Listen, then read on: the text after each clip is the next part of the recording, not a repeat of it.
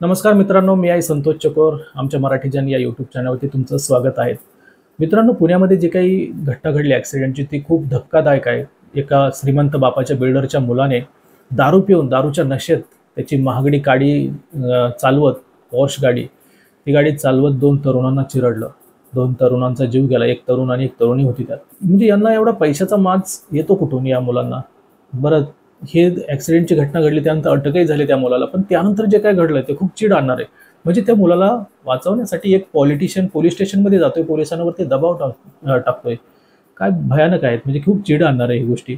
अ, त्या मुलाला अल्पवयीन असल्यामुळे 17 वर्षाचं असल्यामुळे काही तासातच सोडूनही देण्यात आलं.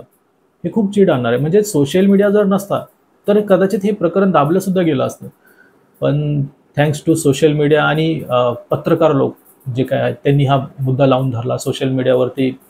हा मुद्दा लावून धरला गेला. त्यामुळे आता कदाचित असं वाटतंय मला, की त्या जे काही ज्यांचा जीव गेला त्या तरुण मुलीला त्यांना न्याय तरी मिळेल सोशल मीडियामुळे. कारण सोशल मीडियामध्ये हे प्रकरण आलं म्हणूनच पॉलिटिशियन जागे झाले, खडबडून जागे झाले आणि आता स्वतःचा हात झटकायला लागले, की नाही आम्ही त्यांना वाचवलं नाही किंवा असं काय. ते तुम्ही सर्व बघतायत न्यूजमध्ये काय चाललंय ते. पण याचा अर्थ यातून ही एक गोष्ट स्पष्ट आणि समोर येते, ती म्हणजे श्रीमंतांसाठी वेगळा कायदा आणि गरिबांसाठी वेगळा कायदा असं दिसतंय. असं अर्थात तसं कायदेशीररित्या काही नाही आहे तसं, पण स्पष्टपणे असं जाणवते आपल्याला, की श्रीमंतांसाठी वेगळा न्याय दिला जातोय आणि गरिबांसाठी वेगळं. म्हणजे श्रीमंतांसाठी अगदी पॉलिटिशियन त्यांना वाचवायला दिमतीला त्यांच्या नाही का कायदा, पॉलिटिशियन, पोलीस प्रशासन व्यवस्था सगळे त्यांच्या इशाऱ्यावर नसतात. पण गरिबांसाठी काय? असा गरीब घरचा मुलगा असता तर त्याच्यासाठी आला असते का पॉलिटिशियन असे वाचवायला त्याला? नाही. त्यामुळेच माझं सांगण्याचं तात्पर्य एवढं आहे, की तुम्ही श्रीमंत नाहीत, करोडपती बापाची मुलं नाहीत. तुम्हाला वाचवायला कोणताही पॉलिटिशियन पोलीस स्टेशनमध्ये येणार नाहीत. त्यामुळे यासाठी काय तर अशा संदर्भात असा गुन्हा आपल्याकडून होऊ नये यासाठी आपण आर-टी-ओचे नियम फॉलो करायला हवे. तर आर-टी-ओचे 1 जूनपासून नवीन नियम लागू होत आहेत. ते नवीन नियम काय त्याविषयीच आपण आज माहिती बघणार आहोत. म्हणूनच तुम्ही मिडल क्लास गरीब फॅमिलीतले आहात तर अशा प्रकारे गुन्हा करूच नका, जसं पुण्यामध्ये घडला तसा. आपल्यामुळे कोणाचाही जीव जाणार नाही किंवा कोणालाही त्रास होणार नाही यासाठी आर-टी-ओचे नियम फॉलो करा. ठीक आहे. तर आर-टी-ओचे नियम या व्हिडिओमध्ये आपण बघूया. तरी 1 जून नंतर जे काही नवीन नियम लागू होतात त्यात एक महत्त्वाचा आणि जो मला खूप आवडलेला नियम आहे तो म्हणजे 1 जून नंतर ड्रायव्हिंग टेस्ट ही फार खूप सोपी होणार आहेत. म्हणजे लायसन काढणं हे खूप सोपं होणार आहे, इझी होणार आहे. आता तुम्हाला ड्रायव्हिंग टेस्टसाठी आर-टी-ओच्या फेऱ्या मारण्याची गरज नाही आहे किंवा कुठल्याही दलालाला पैसे देण्याची गरज नाही. तुम्हाला माहिती आहे दलालगिरी खूप चालते आर-टी-ओमध्ये. खूप पैसे उकळले जातात लायसन काढून देण्यासाठी.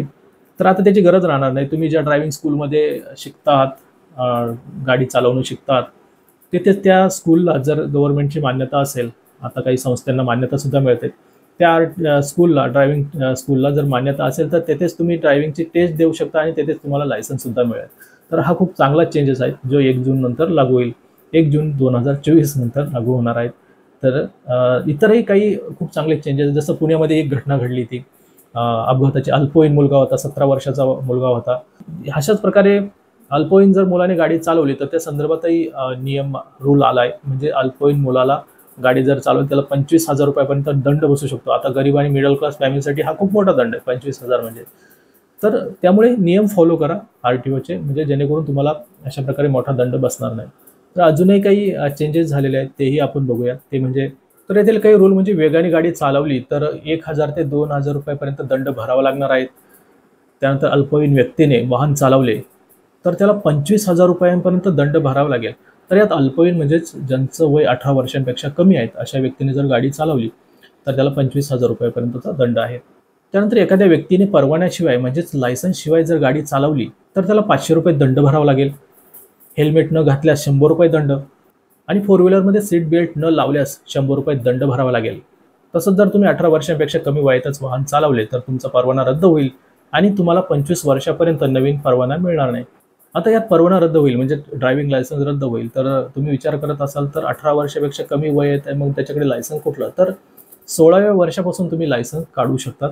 त्याच्यासाठी नियम आहे ते म्हणजे 50 सीसी क्षमतेच्या मोटरसायकलचा परवाना वयाच्या 16व्या वर्षी मिळू शकतो. मात्र हा परवाना म्हणजेच लायसन्स 18 वर्ष पूर्ण झाल्यानंतर अपडेट करणं बंधनकारक आहे. ड्रायव्हिंग लायसन्सची व्हॅलिडिटी म्हणजेच वैधता ते मिळाल्यापासून 20 वर्ष आहेत. तुमचे लायसन्स 10 वर्षांनी अपडेट करावे लागेल आणि त्यानंतर 40 वयानंतर 5 वर्षांनी अपडेट करावे लागेल. या ड्रायव्हिंग लायसन्स अपडेट करण्यासाठी तुम्हाला आर-टी-ओमध्ये जावे लागेल. मी जे अगोदर सांगितलं की नव्या नियमानुसार आता ड्रायव्हिंग लायसन्स काढणे देखील सोपं झालंय. आता आर-टी-ओमध्ये आपल्याला चाचणी द्यावी लागणार नाही, म्हणजे ड्रायव्हिंगची टेस्ट द्यावी लागणार नाही. सरकारने या प्रक्रियेला अगदी सोपं बनवलंय. आता 1 जूनपासून ड्रायव्हिंग लायसन्स टेस्टसाठी आणखी एक पर्याय उपलब्ध असणार आहेत. ते म्हणजे 1 जूनपासून तुम्ही सरकारद्वारे मान्यताप्राप्त विशेष संस्थेतही ड्रायव्हिंग टेस्ट देऊ शकतात. म्हणजे ज्या ड्रायव्हिंग स्कूलला सरकारी मान्यता आहे तिथे तुम्ही ड्रायव्हिंगसुद्धा शिकताय, तर तेथेच तुम्ही ड्रायव्हिंगची टेस्ट देऊ शकता आणि तिथे तुम्हाला इझिली लायसन्ससुद्धा मिळेल. तर हा खूप चांगला चेंज आहे, चांगला बदल आहे, तो मला खूप आवडला. तर इतरही काही चेंजेस आहेत जे मी सांगितलं आहे, की तुम्ही अल्पवयीन असाल किंवा तुमचा मुलगा अल्पवयीन असाल, 18 वर्षापेक्षा कमी वयाचा असाल आणि त्याला तुम्ही गाडी चालवायला दिली तर खूप मोठा दंड भरावा लागेल, म्हणजे ₹25,000 दंड आहेत. तर लक्षात ठेवा, म्हणजे तुमच्याकडून असा कोणत्याही प्रकारचा गुन्हा घडू नये यासाठी आर-टी-ओचे हे नियम तुम्हाला माहीत असणं गरजेचं आहे. तर आर-टी-ओचे हे नियम इतरांनाही माहीत व्हावे यासाठी तुमच्या फ्रेंडला, फॅमिलीला, इतरांनाही हा व्हिडिओ शेअर करा, म्हणजे त्यांनाही हे नवीन नियम माहीत होतील. तर भेटूया पुन्हा पुढील व्हिडिओमध्ये. Bye bye, take care.